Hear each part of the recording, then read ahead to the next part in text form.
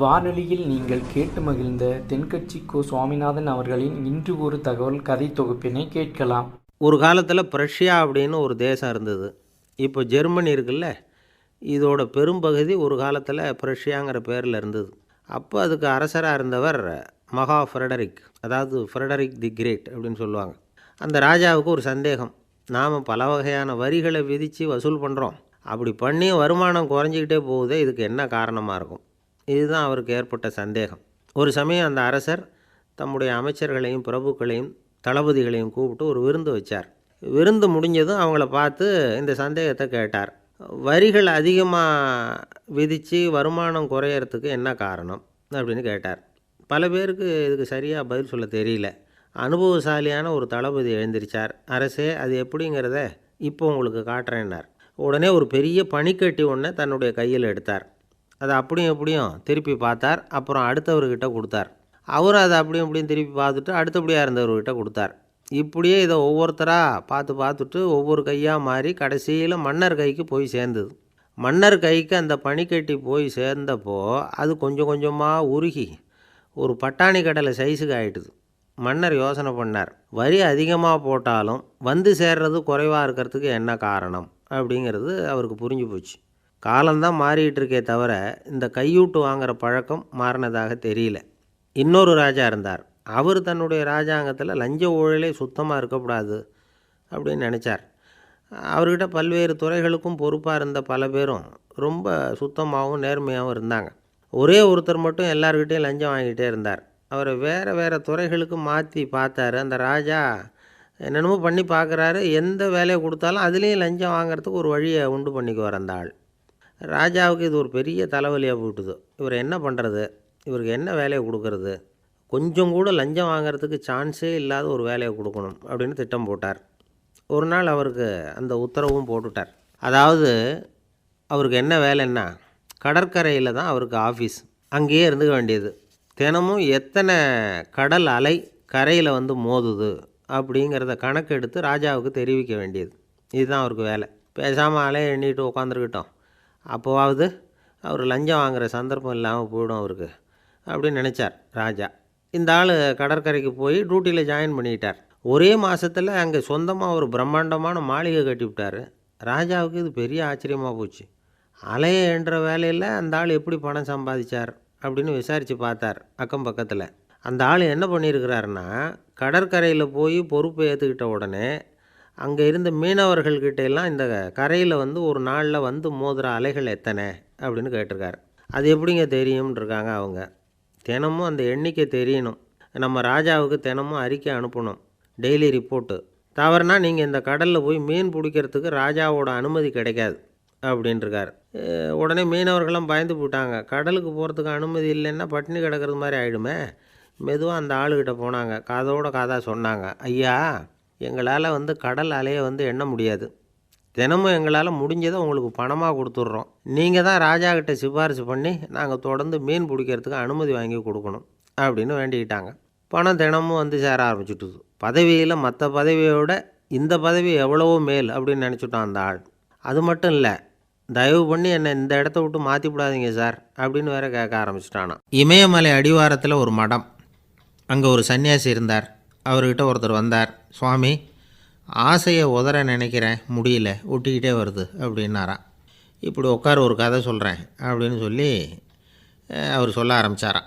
அவர் சொன்ன கதை என்னென்னா, ஒரு ஊரில் ஒரு ஆள் இருந்தான். அவன் பேர் குப்புசாமி. அவன்கிட்ட எப்பவும் ஒரு பழைய தொப்பி இருக்கும், விடவே மாட்டான். அதனால் அவனை எல்லோரும் தொப்பி சாமி அப்படின்னு தான் கூப்பிடுறது வழக்கம். ஒரு புது தொப்பி வாங்கிக்கப்படாதாப்பா அப்படின்னு நண்பர்கள்லாம் சொல்லி பார்த்தாங்க. பணத்துக்கு எங்கே போவேன் அப்படின்னு விட்டானா. பணம் வச்சுருக்கான், செலவு பண்ண மனசு வரல, மகா கஞ்சன்.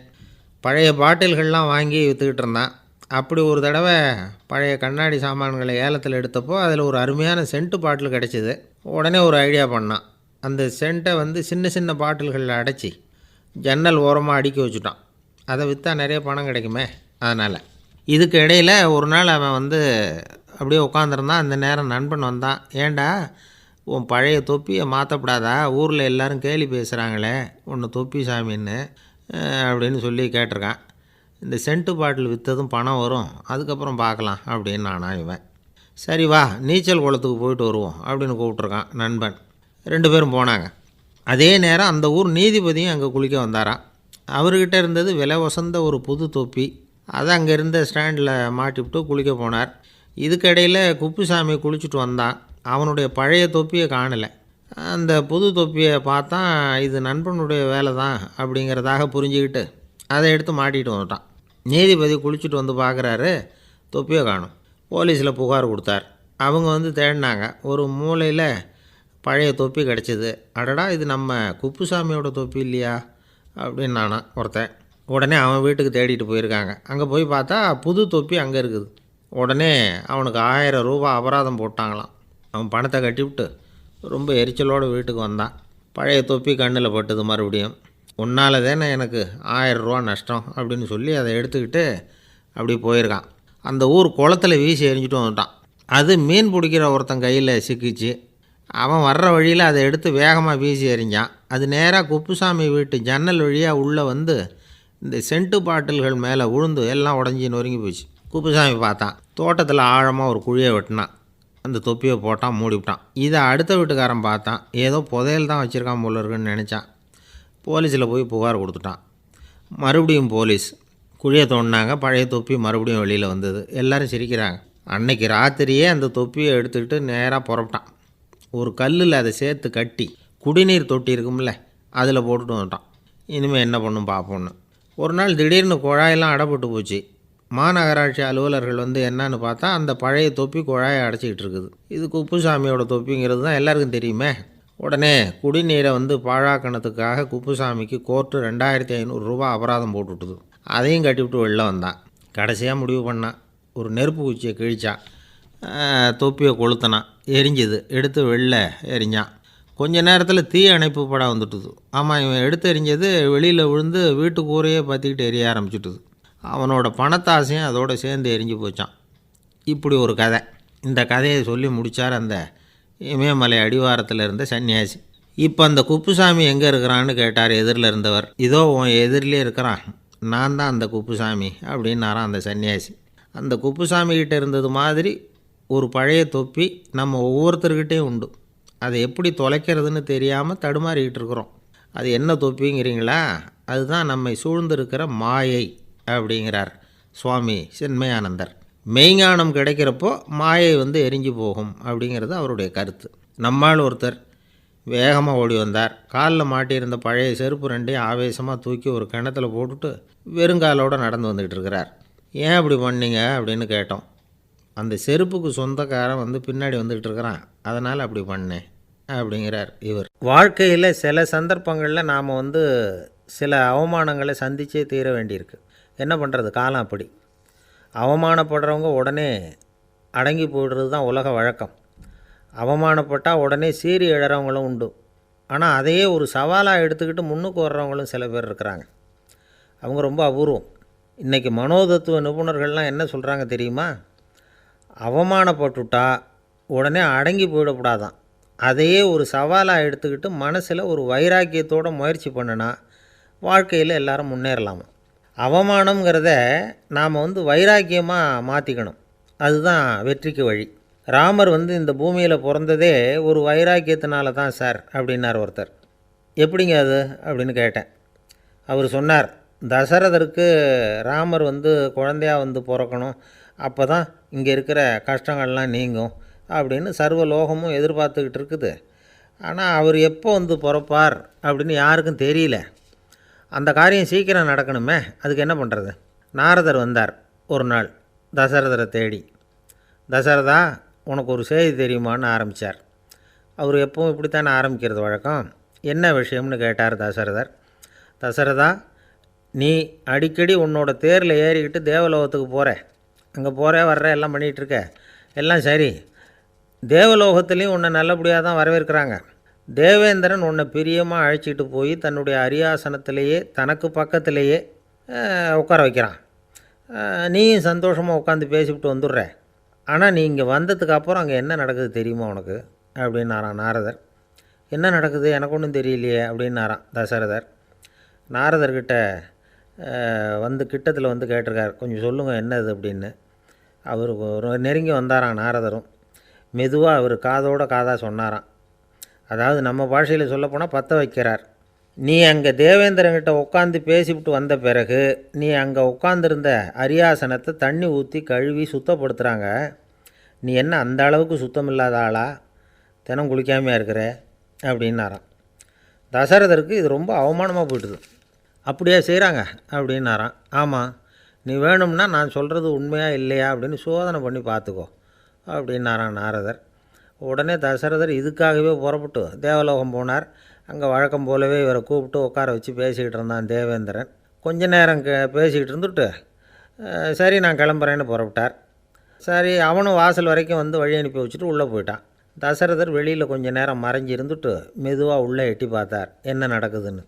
நாரதர் சொன்னது உண்மை தான். தசரதர் உட்காந்துருந்த ஆசனத்தை அங்கே 2 தேவர்கள் கழுவி சுத்தப்படுத்திக்கிட்டு இருக்கிறாங்க. தசரதரால் இதை தாங்கிக்க முடியல. அவருக்கு ரொம்ப அவமானமாக போச்சு. நேராக கிடுகிடுன்னு தேவேந்திரங்கிட்டே போனார். நான் உட்காந்துருந்த இருக்கையே சுத்தம் பண்ணுறியே, நான் என்ன அந்த அளவுக்கு பாவியா அப்படின்னு கேட்டார். ரொம்ப கோபமாக கேட்டார். தசரதரே, மனுஷனுக்கு 3 கடன்கள் உண்டு. தேவ கடன், ரிஷி கடன், பித்ரு கடன். இதை தீர்க்காதவன் பாவியாகிறான். இதில் மகனை பெறுவதால் தான் பித்ரு கடன் தீரும். உனக்கு மகன் கிடையாது, அதனால் நீ பாவியாகிற. பாவி உட்காந்துருந்த இடம்ங்கிறதுனால அதை சுத்தம் செய்ய வேண்டியது எங்கள் கடமை அப்படின்னு நானாம் தேவேந்திரன். இந்த இடத்துல தசரதருக்கு ஏற்பட்ட அவமானம் ஒரு வைராக்கியமாக மாறிச்சு. தேவேந்திரனே கேட்டுக்கோ, ஒரு மகனை பெற்ற பிறகு தான் இந்த சபையில் மறுபடியும் அடி எடுத்து வைப்பேன் அப்படின்னு சொல்லிவிட்டு போயிட்டாராம். போய் புத்திர காமேஷ்டி யாகம் பண்ணார். புத்திரர்கள் பிறந்தார்கள். இந்த கதையில் உள்ள கருத்து என்னென்னா, தேவேந்திரன் தசரதரை அப்படி அவமானப்படுத்தலைன்னா அவருக்கு இப்படி ஒரு வைராக்கியம் பிறந்திருக்குமா? யோசித்து பார்க்கணும். நமக்கு ஏற்படுகிற சில அவமானங்களையும் வைராக்கியமாக மாற்றிக்குவோம். அப்படி மாற்றிக்கிட்டோம்னா வாழ்க்கையில் வந்து முன்னேறலாம். நம்ம ஆளுங்க சில பேர் அவமானத்தை வந்து வைராக்கியமாக மாற்றிக்கிறது எப்படி தெரியுமா? நம்மக்கிட்ட ஒரு பையன் சொன்னான், எங்கள் அப்பா என்னை எல்லாருக்கும் முன்னாடி வச்சு திட்டிவிட்டார். பொறுப்பு இல்லாமல் ஊர் சுற்றுறேன்னு சொல்லி அவமானப்படுத்தி விட்டார். இனிமேல் நீ என் முகத்திலேயே முழிக்காதரா போடான்னு வேறு சொல்லிவிட்டார். எனக்கு ரோஷம் வந்துட்டுது. அந்த அவமானத்தை வைராக்கியமாக மாற்றிக்கிட்டேன். அன்னையிலேருந்து அவர் முகத்திலேயே முழிக்கிறதில்ல அப்படின்னா. அப்படியான்னு கேட்டோம். ஆமாங்க, அவர் வீட்டில் இல்லாத நேரமாக பார்த்து உள்ளே சமையல் கட்டுக்கு போய் சாப்பிட்டுட்டு நைஸாக வெளியில் வந்துடுவேன் அப்படிங்கிறான் அவன். அமெரிக்க ஜனாதிபதி ஆப்ரஹாம் லிங்கன் ஒரு நாள் தன்னோட கோச்சு வண்டியில் தலைநகரான வாஷிங்டனுக்கு போயிட்டுருக்கிறார். கோச்சு வண்டி ஒரு சாலையில் போயிட்டுருக்கு. அந்த சாலைக்கு ஒரு பக்கத்தில் பயங்கரமான சதுப்பு நிலம். சதுப்பு நிலம்னா அது புதைகுழி, புதை மணல்ங்கிறோம்ல, அது மாதிரி. அந்த சதுப்பு நிலத்தில் யாராவது மாட்டிக்கிட்டா அவ்வளோதான், ஆளை கொஞ்சம் கொஞ்சமாக உள்ளே அமுக்கிவிடும். தப்பிச்சு கரையிறது கஷ்டம். அப்படிப்பட்ட நிலம் அது. ஆப்ரஹாம் லிங்கன் ஏதோ ஒரு முக்கியமான அரசாங்க வேலையாக போயிட்டு திரும்பி வந்துக்கிட்டு இருக்கிறார். அதனால் அந்த சமயத்தில் அவர் விலை உசந்த ஆடைகளை அணிஞ்சிருக்கிறார். அப்படி அவர் அந்த கோச்சு வண்டியில் வந்துக்கிட்டு இருக்கிறாரு. அந்த சமயத்தில் ஒரு காட்சி அவர் கண்ணில் போட்டுவிட்டது. என்ன தெரியுமா? ரோட்டுக்கு பக்கத்தில் இருந்த சதுப்பு நிலத்தில் ஒரு இளம் பன்றிக்குட்டி சிக்கிக்கிட்டு தவிச்சிக்கிட்டு இருக்குது. பரிதாபமாக கத்திக்கிட்டு இருக்குது. அதை பார்த்தார் லிங்கன். அவருக்கு என்ன மாதிரி ஆயிட்டுது. உடனே வண்டியை நிறுத்த சொன்னார். கீழே இறங்கினார். தன்னோட விலை உசந்த ஆடைகளை பற்றி லட்சியம் பண்ணவே இல்லை. தனக்கே ஆபத்து வரலாம்ங்கிறத பற்றியும் கவலைப்படலை. தான் ஒரு குடியரசுத் தலைவருங்கிறத பற்றியும் அவர் நினச்சி பார்க்கல.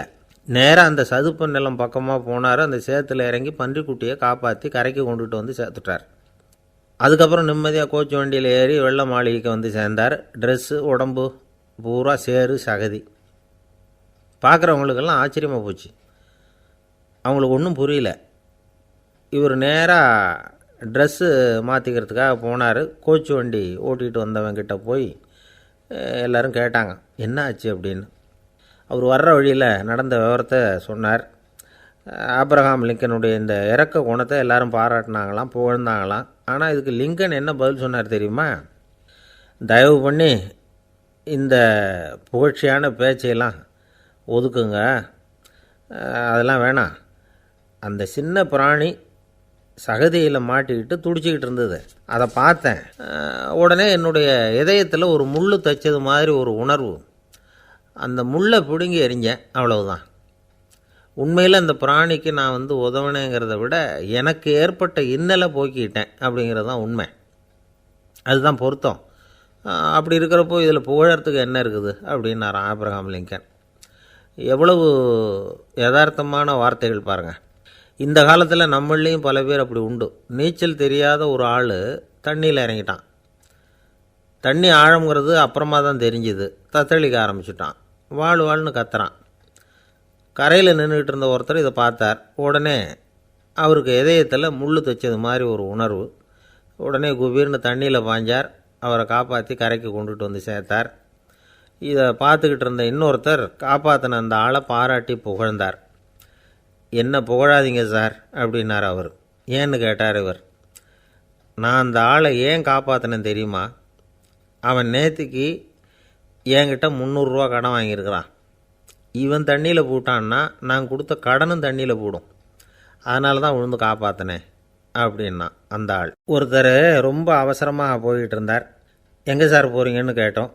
எனக்கு வேண்டியப்பட்ட ஒருத்தருக்கு குழந்தை பிறந்திருக்கிறதாக செய்தி வந்திருக்கு. அதுதான் ஆஸ்பத்திரிக்கு போயிட்டுருக்கேன், பார்த்துட்டு வரலாம்னு அப்படின்னார். அப்படின்னா கொஞ்சம் இப்படி உட்காருங்க அப்படின்னோம். சில விவரமெல்லாம் சொல்கிறேன், கேட்டுக்கிட்டு போங்க அப்படின்னோம். உட்காந்தார். அப்புறம் சொல்ல ஆரம்பித்தோம். புதுசாக பிறந்திருக்கிற ஒரு குழந்தைய பார்க்க போகிறதுன்னா அது சாதாரண விஷயம் இல்லை. அதில் ரொம்பவும் கவனமாக நடந்துக்கணும். புது குழந்தைக்கு நோய் சுலபமாக தொற்றும். முக்கியமாக காற்று மூலமாக பரவுகிற நோய்கள் சுலபமாக வந்துடும். அதனால் நமக்கு உடம்பு சரியில்லைன்னா குழந்தைய விட்டு கொஞ்சம் தள்ளியே இருக்கிறது தான் நல்லது. பெரியவங்களை பொறுத்த வரைக்கும் சாதாரணமாக உள்ள ஒரு கிருமி கூட குழந்தையை பொறுத்த வரைக்கும் ரொம்ப மோசமான ஒரு கிருமியாக இருக்கும். சில வெளிநாடுகளில் எப்படி தெரியுமா, பிறந்த குழந்தை தூங்கிக்கிட்டு இருக்கிற ஒரு ரூமுக்கு போகணும்னா போகிறவங்க வந்து முகமூடி போட்டுக்கணும், காலணிகளை மாற்றிக்கணும், அவ்வளவு சுத்தமாக உள்ளே போய் பார்த்துட்டு வரணும். பொதுவாக சில ஆஸ்பத்திரிகளில் பார்த்திங்கன்னா பார்வையாளர்கள் நேரத்தில் விசிட்டிங் ஹவர்ஸ் தாயை விட்டு குழந்தைய தனியாக பிரித்து வச்சுருவாங்க. எதுக்குன்னு நினைக்கிறீங்க? அந்த நேரம் பல பேர் வருவாங்க போவாங்க. அவங்க கை கால் சுத்தமாக இருக்காது. சுத்தம் இல்லாத கைகள் மூலமாக கிருமிகள் பரவும். சுத்தம் இல்லாத கைன்னா மண் தூசி படிஞ்சிருக்கிற கை மட்டும் தான் அர்த்தம் இல்லை. சாலையில் கையை வீசிக்கிட்டு நடந்து வர்றீங்க, குழந்தைய பொறுத்த வரைக்கும் அது கூட சுத்தம் இல்லாத கை தான். தாயை தவிர மற்றவங்க குழந்தைய தூக்காமல் பார்த்துக்கிறது நல்லது. தாய் கூட அளவோடு கொஞ்சிறதோடு நிறுத்திக்கணும். புதுசாக ஒரு குழந்தைய பெற்றுருக்கிற பொண்ணுக்கிட்ட மற்ற தாய்மார்கள் ஏதாவது சொல்லிக்கிட்டே இருப்பாங்க. குழந்தைய அப்படி வளர்க்கணும் இப்படி வளர்க்கணும் அப்படின்னு ஏதாவது அட்வைஸ் பண்ணிக்கிட்டே இருப்பாங்க. இப்படி ஓவராக அறிவுரை பண்ணுறது அந்த பொண்ணை வந்து குழப்பி விட்டுரும். அதனால் அப்படிலாம் பண்ணக்கூடாது. அந்த பெண்ணே ஏதாவது கேட்டால் கூட டாக்டர் சொல்ல வேண்டிய விவரங்களையெல்லாம் நாமே சொல்லிகிட்டு இருக்கக்கூடாது. புதுசாக பிறந்திருக்கிற குழந்தைய மட்டும்தான் இப்படி பார்க்கணும்னு இல்லை. ஒரு நோயாளி குழந்தைய பார்க்க போகிறதுனா கூட ரொம்ப எச்சரிக்கையாக தான் நடந்துக்கணும். ஒரு தின்பண்டமோ விளையாட்டு சாமானோ அந்த குழந்தைக்கு நாம் வாங்கிட்டு போகிறதா வச்சுக்குவோம்.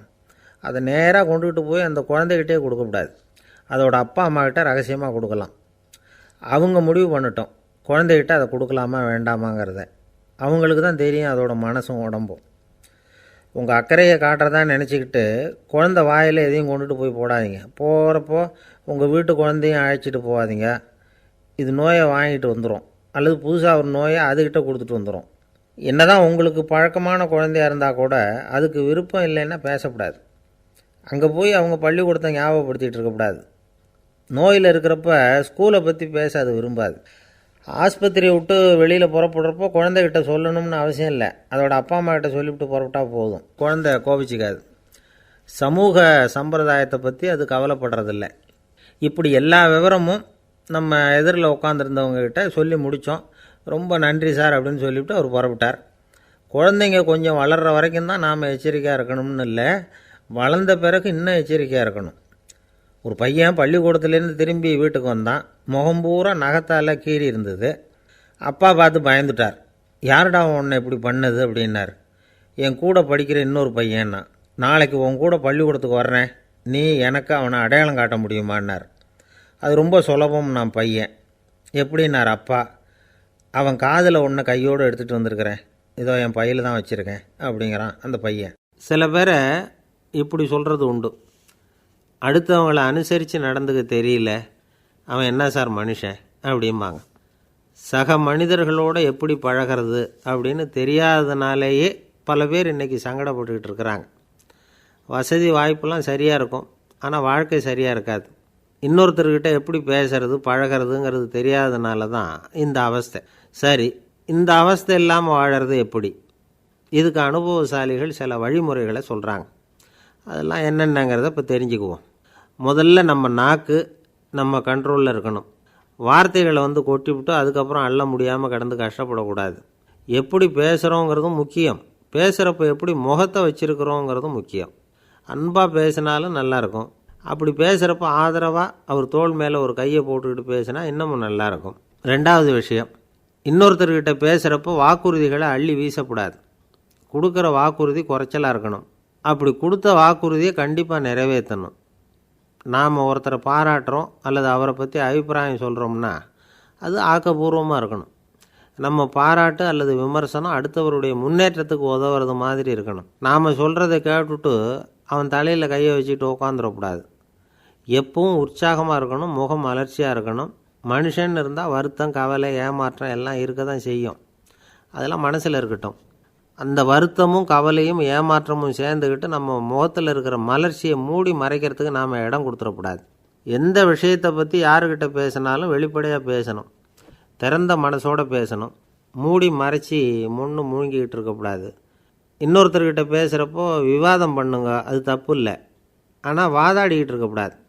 அதாவது என்ன சொல்கிறாங்கன்னா, டிஸ்கஸ் பண்ணலாம், ஆர்கியூ பண்ணக்கூடாதான். நம்மக்கிட்ட இருக்கிற நல்ல குணங்களை நாம் எடுத்து சொல்லிகிட்டு இருக்கக்கூடாது. அந்த நல்ல குணங்களே நம்மளை பற்றி எடுத்து சொல்லணும், அது மாதிரி நடந்துக்கணும். அதே மாதிரி அடுத்தவங்க கிட்ட உள்ள கெட்ட குணங்களை பற்றி அவசியம் இல்லாமல் நாம் பேச வேண்டியதில்லை. உங்களை பற்றி யாராவது தப்பாக பேசுகிறாங்களா, அப்படி அவங்க பேசுகிறதுல உண்மை இல்லையா அப்படின்னா அதை நீங்கள் பொருட்படுத்த வேண்டியதில்லை, விட்டுடலாம். அது தானாக போயிடும்.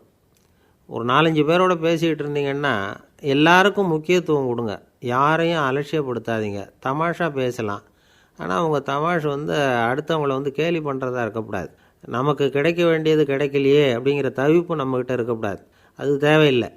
உங்கள் செயல்பாடுகள் தெளிவாக இருக்கட்டும், பாராட்டு தானாக அவங்கள தேடிட்டு வரும். இன்னொரு மனுஷனுடைய மனசில் கௌரவமான ஒரு இடத்த பிடிக்கணும்னா நாம் இந்த குணத்தையெல்லாம் நம்மக்கிட்ட வளர்த்துக்கணும். இதெல்லாம் அனுபவசாலிகள் சொல்லியிருக்கிற குறிப்புகள். இந்த குறிப்புகளை சரியாக புரிஞ்சுக்கணும், அது முக்கியம். தப்பாக புரிஞ்சுக்கிட்டா என்ன ஆகும் தெரியுமா? இதை கேளுங்க. ஒருத்தர் வந்தார், சார் அடுத்தவங்க தோள் மேலே கையை போட்டுக்கிட்டு அன்பாக பேசணும்னு சொன்னீங்க, அப்படி தான் பேசினேன். அவர் முதுகை கூட தட்டி கொடுத்தேன், என் வேலை போயிட்டுது சார், வீட்டுக்கு அனுப்பிச்சிட்டாங்க அப்படின்னார். யாருக்கிட்ட அப்படி பேசுனீங்கன்னு கேட்டோம். என் முதலாளிகிட்ட சார் அப்படிங்கிறார் ரொம்ப சோகமாக. ஒரு சின்ன பையன் வந்தான், அவனை பார்த்து ஒரு கேள்வி கேட்டோம். ஏன்ப்பா உங்கள் வீட்டில் அம்மா புத்திசாலியா அப்பா புத்திசாலியா அப்படின்னு. அவன் அலட்சியமாக நம்மளை பார்த்து சிரிக்கிறான். என்ன சார் இது, இந்த காலத்தில் இது கூட தெரியாமல் இருக்கிறீங்களே அப்படிங்கிறான். ஒரு சின்ன பையன் நம்மளை பார்த்து இப்படி கேட்டு விட்டானே அப்படின்னு நினைக்கிறப்போ நமக்கு ஒரு மாதிரி ஆகிடும். அதுக்கப்புறம்தான் இந்த தாத்தா பாட்டிலாம் சொல்கிற ஒரு கதை ஞாபகத்துக்கு வந்தது. அது என்ன கதை தெரியுமா? ஒரு ஊரில் ஒரு அம்மாவும் பிள்ளையும் இருந்தாங்களாம். அந்த மகனுக்கு திடீர்னு தேசாந்திரம் போய் வரணும்னு ஆசை வந்துட்டுது.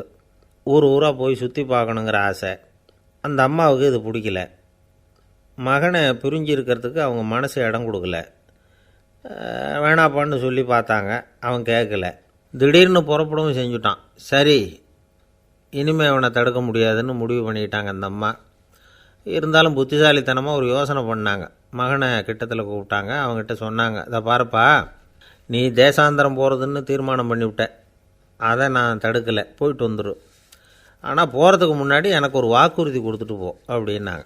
போகிறப்போ ராத்திரியாக இருந்தாலும் பகலாக இருந்தாலும் சரி, புளிய மரத்து நிழலில் தான் தங்கணும். திரும்பி வர்றப்போ இரவும் பகலும் நீ வேப்ப மரத்து நிழல்லே தங்கணும் அப்படின்னாங்க. சரி, அப்படியே செய்கிறேன்னு சொல்லி வாக்குறுதி கொடுத்தான் பையன். புறப்பட்டு போனான். போகிற வழியில் புளிய மரத்து நிழல்லே தங்கினான், தூங்கினான். அப்படி போய்கிட்டே இருந்தான். 7ஆவது நாள் அவன் உடம்பு சுகமில்லாமல் போயிட்டுது. ரொம்பவும் பலவீனமாயிட்டான். இனிமேல் நடக்க முடியாதுங்கிற நிலைமை வந்துட்டுது. யோசித்து பார்த்தான், சரி இதுக்கு மேலே போக வேண்டாம் அப்படின்னு முடிவு பண்ணிவிட்டு திரும்பி வர ஆரம்பிச்சிட்டான். திரும்பி வர்றப்போ வழியில் வேப்ப மரத்து நிழல்லையே தங்கி வந்தான். நாளுக்கு நாள் உடம்பு சரியாக வந்துட்டுது. 7ஆவது நாள் வீட்டுக்கு சேர்றான். உடம்பு பழையபடியே கலகலப்பாயிட்டுது, பூர்ண சுகம். தேசாந்திரம் போன பையன் திரும்பி வந்துட்டானே அப்படின்னு அந்த அம்மா ஆச்சரியப்படலை. ஏன்னா அவங்களுக்கு தெரியும் இப்படி ஆகும்னு. பையன் சீக்கிரமாக திரும்பி வரணுங்கிறதுக்காக தான் அவங்க அந்த யோசனையை சொன்னாங்க. என்ன விஷயங்கிறதையும் அவங்களே சொன்னாங்க. மகனே, புளிய மரத்து நிழல் உடம்புக்கு உஷ்ணத்தை கொடுக்கும், சீக்க உண்டாக்கும்.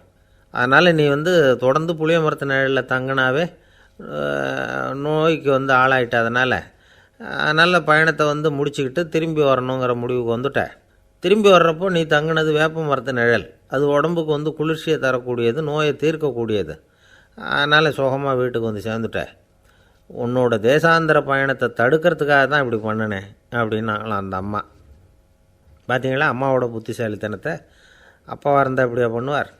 ஒரு அப்பா பையன்கிட்ட 10 ரூபா கொடுத்து இதை எடுத்துக்கிட்டு அடுத்த ஊருக்கு போய் அங்கே இருக்கிற மாமா கிட்ட இதை கொடுத்துட்டு வாடா, வழியில் எங்கேயாவது மரத்தடியில் படுத்து தூங்கி விடாதே அப்படின்னு எச்சரிக்கை பண்ணி அனுப்புனாராம். பையனுக்கு எச்சரிக்கையாக வாழறது எப்படிங்கிறத கற்றுக் கொடுக்கறதுக்காக இப்படி பண்ணார். அவன் பணத்தை வாங்கிக்கிட்டு போனான். அப்பா சொன்னதை மறந்துட்டு ஒரு மரத்தடியில் படுத்து தூங்கிட்டான். அவனுக்கு தெரியாமல் அவன் பின்னாடியே போன அப்பா அவன் கையில் இருந்த அந்த 10 ரூபாயை நைஸாக எடுத்துகிட்டு வந்துட்டார். அவன் பையில் தானே வச்சுருந்தான், அது தெரியாமல் எடுத்துகிட்டு வந்துட்டார். அவன் தூங்கிக்கிட்டு இருக்கான். எடுத்துகிட்டு ஒரு மறுபடியும் வீட்டுக்கு வந்துட்டார். பையன் முழிச்சுக்கிட்டு பையை தடவி பார்க்குறான், பணத்தை காணும். அழுதுகிட்டே திரும்பி வந்தான். அப்பா கிட்ட விஷயத்த சொன்னான். அப்பா சிரிச்சுக்கிட்டே சொன்னார், அதுக்கு தான்ப்பா ஆரம்பத்திலேயே எச்சரிக்கை பண்ணினேன், இனிமேலாவது நீ ஜாக்கிரதையாக இருக்கணும் அப்படிங்கிறதுக்காக தான் இப்படி பண்ணினேன். அந்த பணம் எங்கேயும் போயிடலை, நான் தான் அதை உனக்கு தெரியாமல் எடுத்து வச்சிருக்கிறேன். இதோ பாரு அப்படின்னு சொல்லிட்டு சைடு பாக்கெட்டில் கையை விட்டா அது ஓட்டையாக இருக்குது. அதை எவனோ ஏற்கனவே கத்திரிச்சு எடுத்துகிட்டு போயிட்டான். இப்போ அப்பா முகத்தில் அசடு வழிஞ்சுதான். ஒரு அரசனும் அமைச்சரும் ஒரு நாள் ரொம்ப சாவகாசமாக பேசிக்கிட்டு இருந்தாங்களாம். அரசன் அமைச்சரை பார்த்து ஒரு கேள்வி கேட்டிருக்கார். ஏங்க அமைச்சரே, ஆசை இல்லாத ஒரு மனுஷனால் இருக்க முடியுமா அப்படின்னு. ஏன் முடியாது, துறவி அப்படிங்கிறவங்கெல்லாம் அப்படிப்பட்டவங்க தானே அப்படின்னாராம் அமைச்சர். அவங்கெல்லாம் உண்மையிலேயே ஆசையை விட்டவங்க தானா அப்படின்னு கேட்டாராம் ராஜா. அப்படி தான் இருக்கணும் அப்படின்னாராம் அமைச்சர். அப்படின்னா ஆசையே இல்லாத ஒரு உண்மையான துறவியை நான் பார்க்கணுமேன்னார். அது என்ன பிரமாதம், அதுக்கு நான் ஏற்பாடு பண்ணுறேன் அப்படின்னு விட்டார் இவர். சொல்லிவிட்டு உடனே புறப்பட்டு போனார். அங்கங்கே தேடினார். அப்புறம் தான் அவருக்கு புரிஞ்சுது உண்மை துறவியை கண்டுபிடிக்கிறது எவ்வளவு கஷ்டமான காரியம்னு. இருந்தாலும் ராஜா கிட்ட சொல்லியாச்சே உண்மை துறவியை காட்டுறேன்னு. இப்போ என்ன பண்ணுறது? ராஜா கிட்ட சொன்னபடி நடக்கலைன்னா அவருக்கு கோபம் வந்துடும். அமைச்சர் ஒரு யோசனை பண்ணார். அவருக்கு ஒரு வழி தெரிஞ்சுது. அதுதான் சரின்னு முடிவு பண்ணார். அதாவது அந்த ஊரில் அவருக்கு தெரிஞ்ச நாடக நடிகர் ஒருத்தர் இருக்கிறார், நல்லா நடிப்பார்.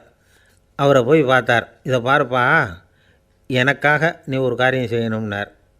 என்னன்னு கேட்டார் அவர். நீ ஒரு துறவி மாதிரி கொஞ்சம் நேரத்துக்கு நடிக்கணும். ராஜா உன்னை பார்த்துட்டு போகிற வரைக்கும் நடி, அது போதும். அதுக்காக உனக்கு 10,000 ரூபா தரேன் அப்படின்னார். அவர் எந்த காலத்தில் இவ்வளவு பணத்தை மொத்தமாக பார்த்துருக்கார். அதனால் உடனே சரின்னு ஒத்துக்கிட்டார். அமைச்சர் அரண்மனைக்கு திரும்பி வந்தார். என்ன அமைச்சரே, இன்னுமா ஒரு உண்மையான துறவி கிடைக்கலன்னார். உண்மையான துறவி ஒருத்தரை இப்போ தான் கொஞ்ச நேரத்துக்கு முன்னாடி பார்த்து பேசிவிட்டு வர்றேன். அவர் நம்ம ஊருக்கு வெளியில் குளத்தங்கரையில் உள்ள ஒரு ஆலமரத்துக்கு அடியில் உட்காந்துருக்கிறார் அப்படின்னார் இவர். அப்படின்னா உடனே புறப்படுங்க அப்படின்னார் ராஜா. பரிவாரங்களோடு புறப்பட்டார். அங்கே அந்த மரத்தடியில் அந்த ஆள் வேஷம் போட்டுக்கிட்டு துறவி மாதிரி உட்காந்துருக்கிறான். ராஜா நேராக போனார். அந்த துறவி காலில் பொத்துன்னு விழுந்து வணங்கினார். உடனே ராணியும் அவர் காலில் விழுந்தாங்க. அடுத்தபடியாக அமைச்சர் விழுந்தார். அவருக்கு தெரியும் இது நம்ம ஆள் தான்னு. இருந்தாலும் என்ன பண்ணுறது, நேரம். அப்புறம் பரிவாரங்கள்லாம் துறவி காலில் விழுந்து ஆசீர்வாதம் வாங்கிட்டாங்க. ராஜா அப்புறமா தங்கத்தட்டில் பொன்னையும் பொருளையும் வச்சு அந்த துறவிக்கிட்ட ரொம்ப பணிவாக நீட்டுறார். தாங்கள் தயவு பண்ணி இதை ஏற்றுக்கணும் அப்படின்னு வேண்டிக்கிட்டார். அந்த துறவி பற்றில்லாமல் அதை பார்த்தார். எல்லாத்தையும் திறந்துவிட்ட எனக்கு இதெல்லாம் எதுக்காக அப்படின்னு சொல்லி அதை மறுத்துட்டாராம். ஆஹா, உண்மையான துறவியை பார்த்துட்டோம் அப்படிங்கிற ஆனந்தம் அரசருக்கு. ரொம்ப நிம்மதியாக திருப்தியாக திரும்பி வந்தார் அரண்மனைக்கு. அதுக்கப்புறம் அமைச்சர் யாருக்கும் தெரியாமல் அந்த துறவிகிட்ட ஓடினார். சொன்ன பிரகாரம் பணத்தை நீட்டினார். இந்தாப்பா, நான் உங்ககிட்ட சொன்னபடி 10,000 ரூபா பணம் எடுத்துக்கோ அப்படின்னார். அந்த ஆள் ராஜா கிட்ட சொன்னது மாதிரியே எல்லாத்தையும் திறந்துவிட்ட எனக்கு இதெல்லாம் எதுக்காக வேணாம் அப்படின்னு விட்டாரான். நடித்த வரைக்கும் போதும்ப்பா, இனிமேல் இந்த நாடக வசனம்லாம் வேணாம், வேஷத்தை கலைச்சிரு, பணத்தை வாங்கிக்கோன்னார். இல்லைங்க, இது வேஷம் இல்லை, இது வசனமும் இல்லை, இது உண்மை.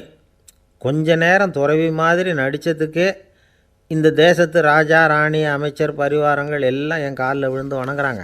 அப்படின்னா உண்மையான துறவியாக இருக்கிறது எவ்வளவு பெருமையான விஷயம். நான் உண்மையான துறவியாக ஆக போகிறேன், அப்படி முடிவும் பண்ணிட்டேன் அப்படின்னார் அந்த நடிகர். வேஷம் கூட எப்படிப்பட்ட விளைவுகளை உண்டு பண்ணுது பார்த்தீங்களா. நம்மால் ஒருத்தன் ரொம்ப வசதியாக தான் இருந்தான். ஒரு நாள் அவன் சொத்து பூரா திருட்டு போட்டுது. அதுக்கப்புறம் இவன் துறவி மாதிரி ஆகிட்டான். ஊர் ஊராக சுற்றினான். ஒரு குருநாதரை தேடி கண்டுபிடிச்சான். அவர்கிட்ட சீடனாக சேர்ந்துக்கிட்டான். அவனை பார்த்து ஒருத்தர் கேட்டார், நீ உண்மையான சீடன் தானான்னு. இல்லைங்க, சீடன் மாதிரி நடிச்சுக்கிட்டு இருக்கிறேன் அப்படின்னா. அது குரு துரோகம் இல்லையா அப்படின்னு கேட்டார் அவர். இல்லைங்க, நான் பண்ணது குரு துரோகம் இல்லை, என் குரு பண்ணது தான் துரோகம். என்னுடைய பணத்தை கொள்ளையடித்தது இவர் தான். அதை எங்கே வச்சுருக்காருன்னு கண்டுபிடிக்கிறதுக்காக தான் இவர்கிட்ட வந்து சீடனாக சேர்ந்துருக்கிறேன் அப்படின்னா. அந்த ஆள் என்னை கண்ணாப்புண்ணான்னு திட்டிவிட்டான் சார், அதை நினச்சா எனக்கு ரொம்ப வருத்தமாக இருக்குது அப்படின்னு சொல்லி கவலைப்பட்டார் ஒருத்தர். இதில் கவலைப்படுறதுக்கு என்ன இருக்குது அப்படின்னார் ஒரு பெரியவர். அவர் ஒரு மகான். என்ன சார் இப்படி சொல்கிறீங்க, ஒருத்தர் நம்ம பார்த்து திட்டுனா வருத்தமாக இருக்காதா அப்படின்னார். அது எப்படி வருத்தமாக இருக்கும், திட்டுறதுங்கிறது என்ன, அது வெறும் சத்தம் தானே அப்படின்னார் அந்த பெரியவர். நம்ம ஆளுக்கு தலையை பிச்சுக்கலாம் போல் இருந்தது. இருக்காது அப்படின்னா நமக்கே அப்படி தானே தோணுது. அந்த பெரியவர் சொல்கிறது ரொம்ப பெரிய விஷயம். அதை நாம் புரிஞ்சிக்க முயற்சி பண்ணலாம்னா நடைமுறை வாழ்க்கைக்கு அது ஒத்து வர்றது மாதிரி தெரிய மாட்டேங்குது. இருந்தாலும் அந்த பெரியவர் அதுக்கு என்ன தான் விளக்கம் கொடுக்குறாருன்னு பார்ப்போமே. ஒரு ரயில் போயிட்டுருக்கு, அதில் ஒரு சாது போயிட்டுருக்கார். அந்த ரயில் வந்து அவர் ஹரித்வாரம் போயிட்டுருக்கார். அவர் ரயிலில் ஏகப்பட்ட கூட்டம். நம்ம ஊர் ரயில் கேட்க வேணும், டிக்கெட் வாங்கிட்டு கொஞ்சம் பேர், வாங்காத கொஞ்சம் பேர். அது என்னத்துக்கு அனாவசியமாக டிக்கெட் அப்படிங்கிற நினப்பில் பாதி பேர். இந்த கூட்டத்துக்கு மத்தியில் அந்த சாதுவும் போயிட்டுருக்கிறார். உட்கார்றதுக்காக இருந்த இடத்துல ஒரு ஆள் படுத்துருக்கிறான். கொஞ்சம் முரட்டு ஆசாமி. அவன் கால் பக்கத்தில் கொஞ்சோண்டு இடம் பாக்கி இருந்தது. அந்த இடத்துல இந்த சாது உட்காந்துருந்தார். மெதுவாக உட்காந்துக்கிட்டார் போய். ஆனால் அந்த ஆள் ராத்திரி பூரா இவரை காலால் உதச்சிக்கிட்டே இருக்கிறான்.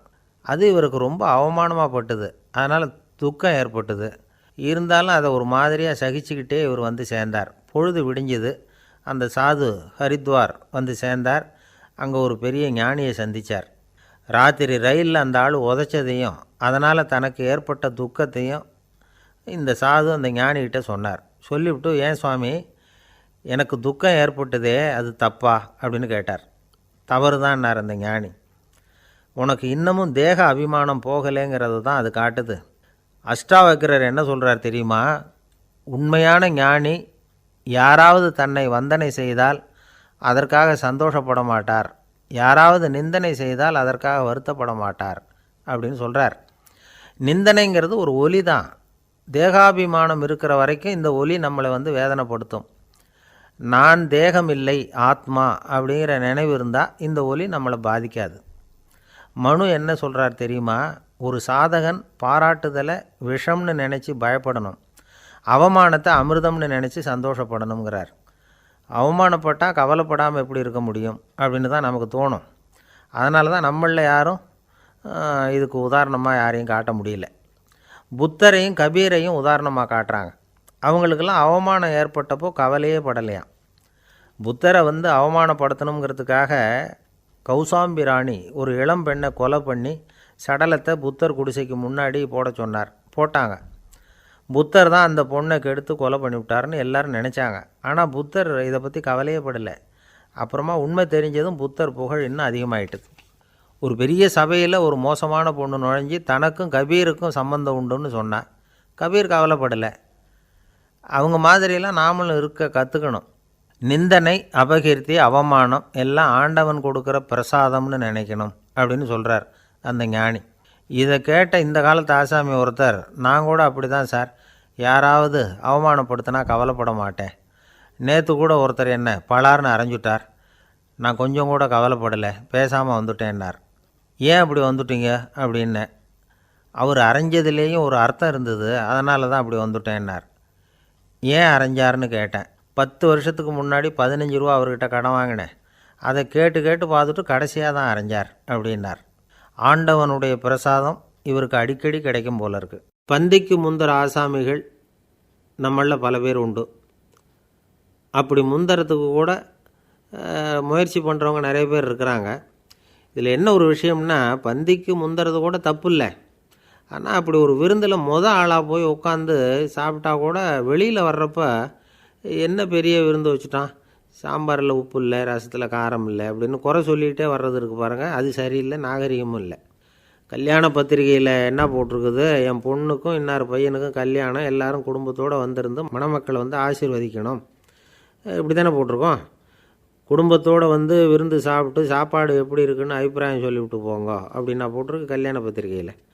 ஒருத்தர் வீட்டு விசேஷத்துக்கு போயிருக்கோம்னா எவ்வளவோ அசௌகரியங்கள் நமக்கு ஏற்படலாம். ஏராளமான கூட்டம் வந்திருக்கும். எல்லாரையும் அவங்க வந்து தனித்தனியாக கவனிச்சிக்கிட்டு இருக்க முடியாது. நாம் தான் அனுசரித்து நடந்துக்கணும். நாமளாக போய் வாழ்த்த வேண்டியவங்களை வாழ்த்தி விட்டு வந்து சேரணும். அதை விட்டுட்டு பத்திரிக்கை கொடுத்தானேன்னு போனேன், கவனிப்பே சரியில்லை அப்படின்னு புலம்பிக்கிட்டு இருக்கக்கூடாது. ஒரு விருந்துக்கு போனால் அங்கே எப்படி நடந்துக்கணும் அப்படிங்கிறத பற்றி கூட அனுபவசாலிகள் சில விவரங்கள்லாம் சொல்லியிருக்கிறாங்க. இந்த காலத்தில் கல்யாணம், பிறந்த நாள், அது இதுன்னு நிறைய விருந்துகள் நடக்குது. அதெல்லாம் எதுக்காக? மனித உறவுகளை வளர்த்துக்கிறதுக்காக தான், வேறு எதுக்கு? ஒரு விருந்துக்கு போனால் அமைதியாக பொறுமையாக போய் உட்காரணும். அடித்து பிடிச்சிக்கிட்டு இடத்த பிடிக்க போகிறேன் அப்படின்னு நிற்கக்கூடாது. முதல் பந்தி நடந்துக்கிட்டு இருந்தால் அது முடிஞ்சு இலை எடுத்து சுத்தம் பண்ணதுக்கு அப்புறம் போய் உட்கார்றது தான் நாகரீகம். இலை எடுக்கிறதுக்கு முன்னாடியே அங்கே போய் உட்காந்தா நல்லா இருக்காது. நீங்கள் சாப்பிட்டுட்டு உட்காந்துருக்கீங்களா, சாப்பிட்றதுக்கு உட்காந்துருக்கீங்களா, பார்க்குறவங்களுக்கு சந்தேகம் வந்துடும். அதே மாதிரி இலையில் எல்லா ஐட்டமும் பரிமாறினதுக்கு அப்புறம் சாப்பிட ஆரம்பிக்கணும். ஒவ்வொரு ஐட்டமாக வைக்க வைக்க நாம் பாட்டுக்கு எடுத்து உள்ளே தள்ளிகிட்டே இருந்தோம்னா எதை வச்சோம் எதை வைக்கலன்னு பரிமாறினவரே குழம்பி போயிடுவார். ஏன்னா எப்போ பார்த்தாலும் இலை காலியாகவே இருக்கும். சாப்பிட்றப்போ உங்கள் சாப்பாட்டையே நீங்கள் கவனிக்கணும். அடுத்தவங்க இலையில் என்ன இருக்குது, பக்கத்தில் இருக்கிறவர் எதை அதிகமாக சாப்பிட்றார், இதெல்லாம் நமக்கு என்னத்துக்கு? எல்லோரும் சாப்பிட்டு முடிக்கிற வரைக்கும் பொறுமையாக இருக்கிறது தான் நல்லது.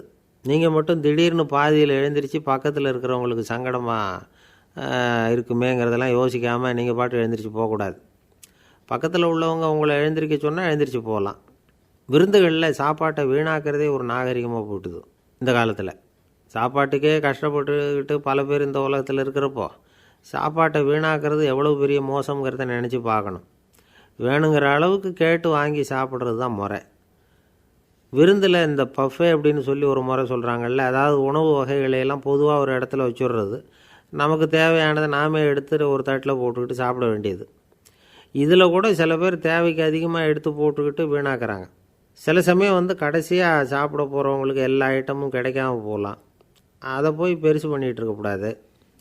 என்ன சார் இந்த அளவுக்கு கூடவா நாகரிகம் தெரியாமல் இருக்கிறோம், இதை போய் பெருசாக சொல்ல வந்துட்டீங்களே அப்படின்னு நினைக்கலாம். ஒருத்தர் 2 பேருக்கு இந்த விவரம் தேவைப்படலாம். அவங்க காதலையும் இது விழட்டுமேங்கிறதுக்காக தான் இது. ஒரு பெரிய கல்யாண விருந்து நடந்துக்கிட்டு இருந்தது. விருந்து மண்டபத்து வாசலில் ஒருத்தர் நின்றுக்கிட்டு வர்றவங்களையெல்லாம் ரொம்ப மரியாதையாக வணங்கி உள்ளே அனுப்பி வச்சுக்கிட்டு இருந்தார். எப்படி தெரியுமா? வர்றவங்க கையெல்லாம் பிடிச்சி முத்தம் கொடுத்து அதுக்கப்புறம் உள்ளே அனுப்பி வச்சுக்கிட்டு இருந்தாராம்.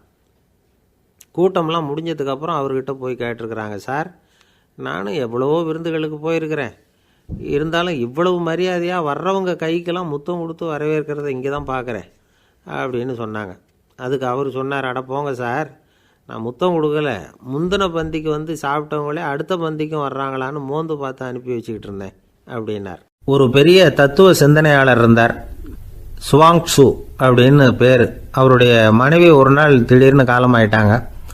ஐயோ பாவம், அவர் ரொம்ப வருத்தப்படுவார், போய் ஆறுதலாக 4 வார்த்தை பேசிவிட்டு வரலாம் அப்படின்னு நினச்சிக்கிட்டு நிறைய பேர் அவரை தேடிட்டு வந்தாங்களாம். வந்தவங்களுக்கு ஆச்சரியம், ஏன்னா இவர் வருத்தப்பட்டுக்கிட்டு இருப்பார் அப்படின்னு தானே எதிர்பார்த்தாங்க. அப்படி இல்லை, தாளம் போட்டுக்கிட்டு உட்காந்துருக்கிறார். தாளத்துக்கு தகுந்த மாதிரி பாட்டு வேற பாடிக்கிட்டு இருக்கிறார்.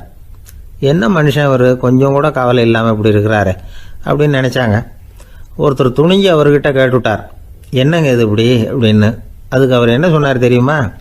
இதை பாருங்க, என்னுடைய மனைவி பிறக்கிறதுக்கு முன்னாடி அவளுக்கு உயிரும் கிடையாது உடலும் கிடையாது. அதுக்கு பிறகு தான் உயிர் வந்தது, உடல் வந்தது, அந்த உருவம் வந்தது. இப்போ என்ன ஆச்சு, அந்த உருவமும் உயிரும் போயிட்டுது, அவ்வளவுதானே. வந்தது போயிட்டுது. இளவேனில் காலம், இலையுதிர் காலம், பனிக்காலம், இப்படி பருவங்கள் வந்து மாறி மாறி வருது இல்லையா?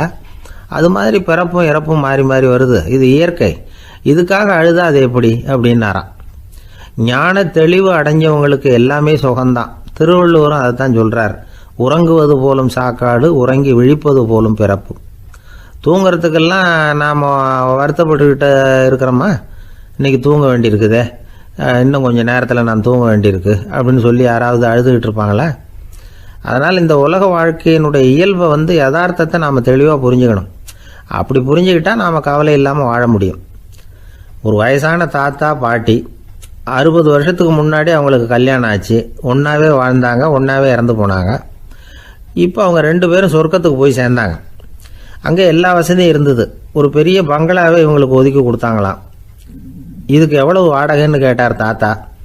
வாடகையெல்லாம் கிடையாது, இலவசம் அப்படின்னார் அங்கே இருந்தவர். அந்த வீட்டுக்கு பின்னாடி ஒரு பெரிய புல்வெளி இருந்தது.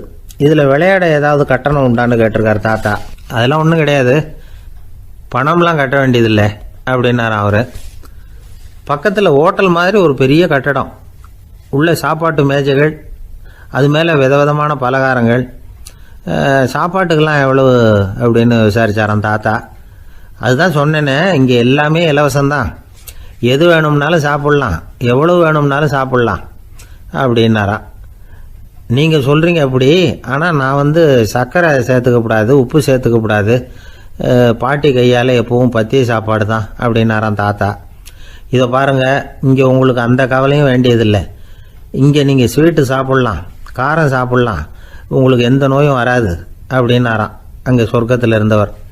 இதை கேட்ட உடனே அந்த தாத்தா பக்கத்தில் நின்ன பாட்டியை பார்த்து கத்தினாராம். அடி பாவி, எல்லாத்தையும் கெடுத்துட்டியே, நீ எனக்கு பத்திய சாப்பாடு போடாமல் கண்டதை திங்க விட்டுருந்தா 10 வருஷத்துக்கு முன்னாடியே நான் இங்கே சேர்ந்துருப்பேனே அப்படின்னாராம்.